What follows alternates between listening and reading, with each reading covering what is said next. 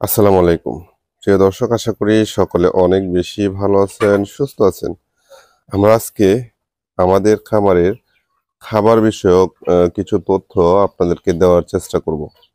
তো এই মুহূর্তে এখানে আপনারা দেখতেছেন 5টা বড় বড় ভর্তি হচ্ছে ভুট্টা। এই ভুট্টাগুলো হচ্ছে আমরা গতকালকে সংগ্রহ করেছি। তো আপনারা একটা বিষয় জানেন যে আমাদের গরু রয়েছে, পাশাপাশি হচ্ছে মুরগি। আমরা দুইটা পশু খাদ্য হিসেবে কিন্তু এই ভুট্টাগুলো সংগ্রহ করেছি। তো দেখেন, মাশাল্লাহ, ভুট্টার কোয়ালিটি কিন্তু যথেষ্ট ভালো। বা আমরা যেই খামারি থেকে বা আমরা যে গৃহস্থ থেকে সংগ্রহ করেছি, সেই ক্ষেত্রে আমরা স্যাটিসফাইড হতেই পারি যে আমাদের ভুট্টার কোয়ালিটি নিয়ে। তো প্রসঙ্গত বিষয়টা হলো, আমরা অনেক সময় আমাদের যে গরুগুলো থাকে, গরুদেরকে ভুসি খাওয়াই।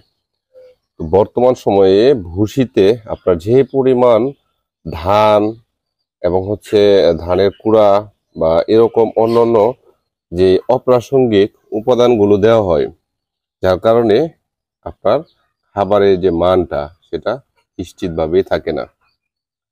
এই ভুট্টা আমরা গতকালকে 1050 টাকা মন আমরা সংগ্রহ করেছি। তো 1050 টাকা মন যদি আমরা সংগ্রহ করে থাকি, আমরা এটাকে আরো ছোট করে ভাঙাবো। তো ছোট করে ভাঙানোর ফলে আমাদের খরচটা একটু বেড়ে যাবে, পার কেজিতে হয়তো 3 টাকা বাড়বে। তো সর্বসাকুল্যে আমাদের খরচটা ধরেন 30 টাকায় পড়ে যাবে। তো 30 টাকা কেজি যদি আমাদের ভুট্টা হয়, আমরা গরুকে যে ভুসি খাওয়াই সেই ভুসির মূল্য হচ্ছে 65 টাকা, 60-65 টাকা অনায়াসেই।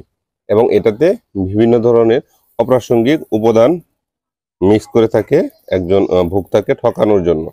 তো সেই দিক থেকে আমার কাছে মনে হয় এই ভুট্টাগুলো গরু এবং হচ্ছে বিভিন্ন পশু পাখিকে খাওয়ানো অনেকটা পজিটিভ বিষয়। তবে এই ভুট্টাগুলো আমরা সংগ্রহ করেছি, আমরা হচ্ছে রোদে দেব।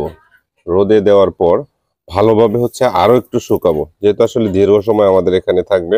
আমরা যেহেতু একদিনে আসলে এগুলো খাওয়াবো না, তো আমরা আমাদের মতো করে হচ্ছে এই ভুট্টাগুলোকে ভালো করে শুকাবো। শুকানোর পর এগুলোকে ভাঙাবো।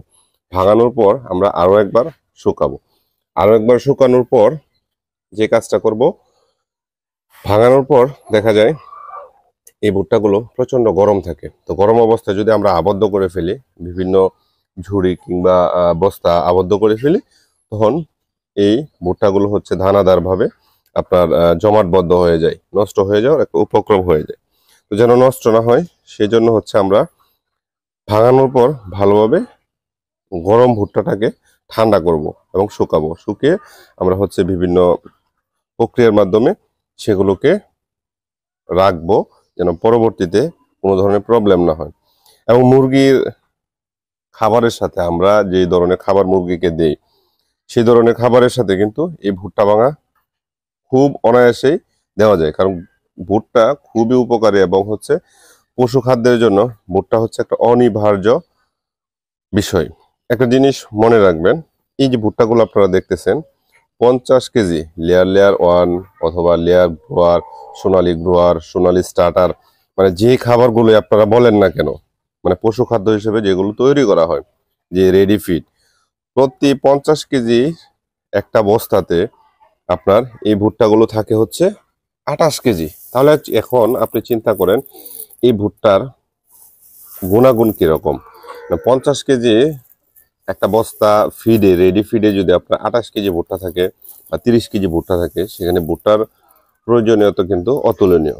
তো গরুর জন্য সবচেয়ে বেটার আমার কাছে মনে হয় এই যে আপনার ভুসি খাওয়ানোর চাইতে আমার কাছে ভুট্টাটা সবচেয়ে পজিটিভ মনে হয়, কারণ দামেও সস্তা, পাশাপাশি হচ্ছে আপনার একদম ফ্রেশ যে ভুট্টা সেটা আপনি খাওয়াচ্ছেন। কারণ ভুসিতে বর্তমানে প্রচুর পরিমাণ ঝামেলা তৈরি হয়েছে। বিভিন্ন ধরনের আহ উপাদান যেগুলো দেয় সেগুলো আসলে কোনোভাবেই দেওয়া ঠিক না। পাথর পর্যন্ত পাওয়া যায়, ধানের কুড়া পাওয়া যায়, মানে এইভাবে হচ্ছে এই ওয়েট বৃদ্ধি করে।